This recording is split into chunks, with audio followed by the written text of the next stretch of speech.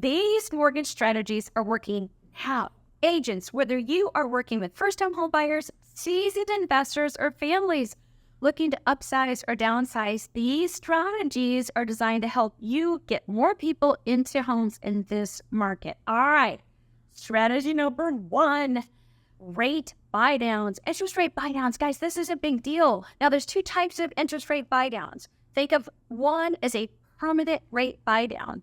That would mean that somebody is paying discount points to buy, let's say, the average interest rate of X to an interest rate lower than that, and that is going to be for the life of the loan.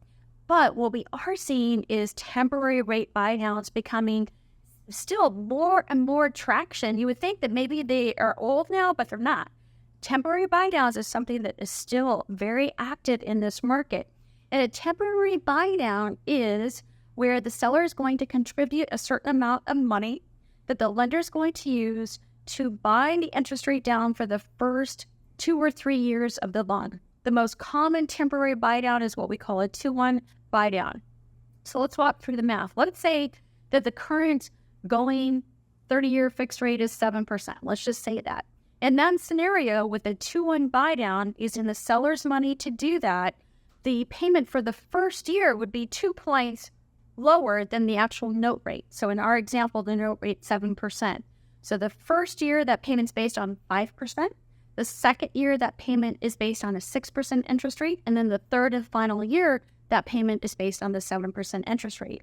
Now, the advantage of doing a 2-1 buydown are twofold. One, there's a runway into that higher note rate if rates never fall to the point where it makes sense to refinance, or maybe somebody loses their job and they're not able to refinance. But 2, the monies that are allocated in that temporary rate buydown kind of holding account, those monies just don't vanish, meaning that if that person is going to refinance, let's say in the first year, call it 13 months, whatever balance was left in that temporary rate holding account that the seller paid at close of escrow for this purpose, that money gets credited to the borrower on their refinance. So it's going to reduce their principal balance. So in that scenario, let's kind of walk through it. Let's say that the temporary rate buydown cost was $10,000. And let's say that the borrower has used $4,000 of the $10,000 and they go to refinance. That remaining balance of $6,000 that was in the temporary rate buydown holding account gets credited towards the buyer's principal balance on a refinance. So it's a win. That means that money's not gone. Whereas when you go back to the permanent rate buydown, you're kind of hedging bets, because let's say you're going to pay 2 or 3 discount points to buy that rate down on a permanent rate buydown. Once those discount points are paid and that client refinances, if they're not in the loan long enough to have paid back the cost that they paid for the discount points, then they're out that money. So just from a strategic standpoint, this is a strategy we really like talking about with our agent partners and our borrowers if it makes sense. Now, the one catch here is that the seller has to pay the cost on the temporary buydown. So if that's not the case, based on the seller, the price point, etc., totally get it.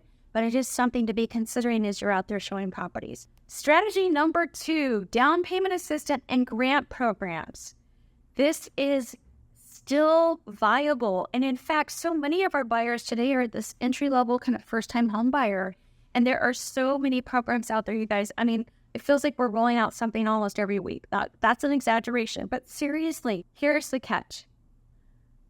Every down payment assistance program or grant program, there's some type of qualifying factor that goes into them, and they all vary.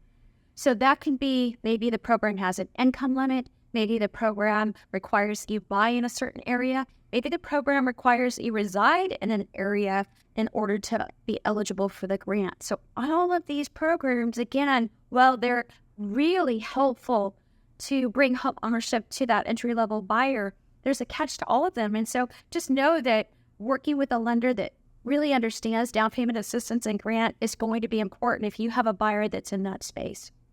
We just rolled out a grant program. It's a $7,500 grant.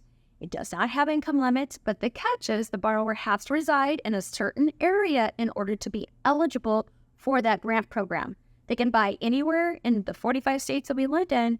So it's not based on the property that they're purchasing, but they have to reside in a particular area to be eligible for it. So that's just an example of kind of how these down payment assistance programs and grant programs work. All right, strategy number 3, not 6, just 3. Okay, strategy number 3, adjustable rate mortgages.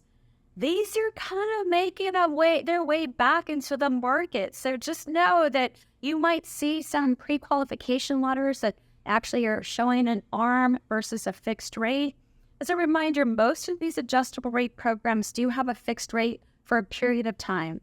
We rolled out a portfolio ARM program, which is very unique because it's for conforming loans. We don't see a lot of competition or a lot of lenders across the country that offer adjustable rate mortgages on conforming loans. Most of that product is for jumbo loans. So we do have one. And in that particular program, the rate is fixed for 7 years. And then after that initial fixed rate period, it will adjust thereafter based on the index and the margin.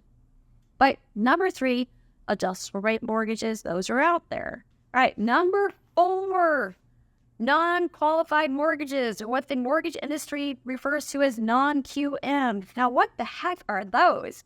Non-QM loans are loans that kind of fall outside of agency guidelines. And by agency, I would mean USDA, VA, FHA, Fannie Mae, Freddie Mac. So loans that fall outside of those guidelines are considered non-QM.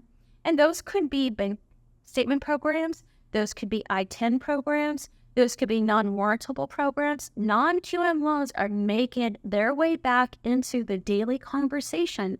So again, just working with a lending platform that understands, hey, if it can't go this direction, traditional standard agency, there may be non-QM options available to your buyer. And we have a ton of these programs coming in, I feel like, again, weekly. So a lot going on in the non-QM space. Now, that's not the case with all lenders. At Cornerstone, we are focused on bringing product to the marketplace and product that consumers need. So for us, we're very focused in on the bank statement programs, these I-10 programs. We are bringing non-QM to the marketplace to ensure that we can bring home ownership to those that want to buy and are in a position to purchase a home. All right, strategy number 5. Now, this is a big one because strategies 1 through 4 won't matter unless you've got strategy 5. And strategy 5 is working with the right lender.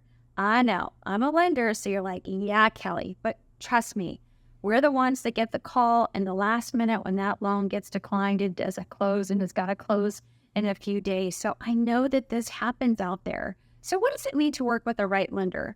Well, 1, having an expansive product line is important. So as I mentioned before, being able to offer what the market needs with regard to the programs and the products that I just mentioned.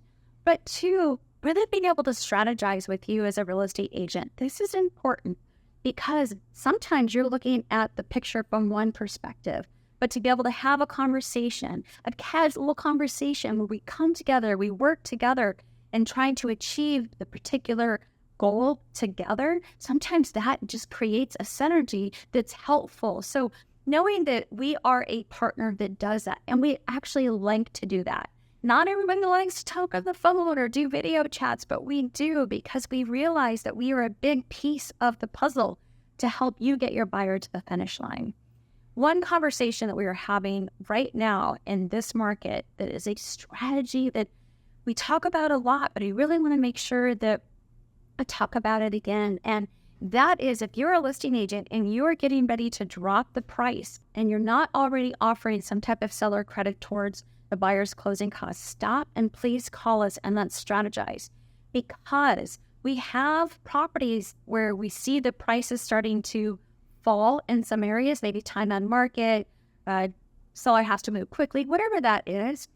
Before that price drop, there's a simple equation that we can pop in and show you and show your seller. Many times, it's not the price drop that's going to move that property. Sometimes it will be. But if it's an affordability issue based on the price point of the property, the demographic, the area, it's more likely going to be an affordability solution. And that strategy would be, in lieu of dropping the price or maybe dropping the price a little bit, in conjunction with that would be to offer some type of seller credit so that buyer can employ one of these strategic financing strategies that will help them either have a runway on their payment, let's say the first 24 months on a temporary rate buy down, or if they need to have that interest rate lower to qualify for that price point or those taxes or that HOA for that particular house, maybe it's a permanent buy down, because on a temporary rate buy down, you're still qualifying the borrower at the note rate, not the bought down rate. But on a permanent buy down, you're qualifying them on that actual note rate, which is the lower rate. So again, all of these strategies are just things that go into everyday conversations, but it is important to make sure that you have a lender that you're comfortable with that can help you strategize to get that buyer to the closing table. And on that note, the ability to close is still a conversation after 28 years. I know, some of these things never change, but I'm working with a lender that does the steps. And I see a lot of lenders that don't follow the same steps. Meaning, if your buyer pre-qualifies with an online lender and they haven't even provided documentation, and in an instant you get a pre-qualification or a pre-approval letter without documentation, red flag, red flag. And many times buyers will talk to us and say, well, gosh, I already talked to another lender and they already gave me a pre-qualification letter and I got it in 15 minutes. Well, did you submit the documentation to that lender? No, but they said I didn't need to provide that until I'm under contract. Why in the heck would you do that? We're setting everybody up to fail if, from a lending perspective, we don't follow the steps. And the proven steps are, let's have a conversation. Let's understand what the buyer's goals are and objectives are. Let's understand the payment that they are targeting and back into the purchase price, understanding assets. Are they getting a gift? Do they have a cosigner? All of this goes on in that initial, very important conversation. From there, getting the application completed, pulling credit, working through the strategy, debt-to-income ratio. Can we get it approved through the automated underwriting system? Do we have the documentation? Are there variable hours? Are there any red flags that we know are going to bite us in the buns if we don't follow the process now?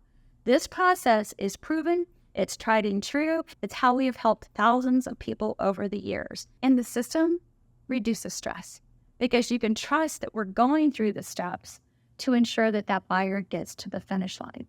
A lender can quote anything. They can quote a rate, a program, any Zitlow, any Zazzle. None of it matters unless they can get that buyer to the closing table.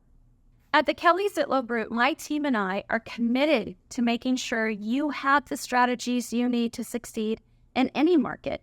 We've loved the opportunity to work with you, and together we can help more people realize the dream of home ownership. That's what it's all about. If you or your clients would like us to put together some strategies, please click the link below and schedule a call with us. We look forward to talking with you soon.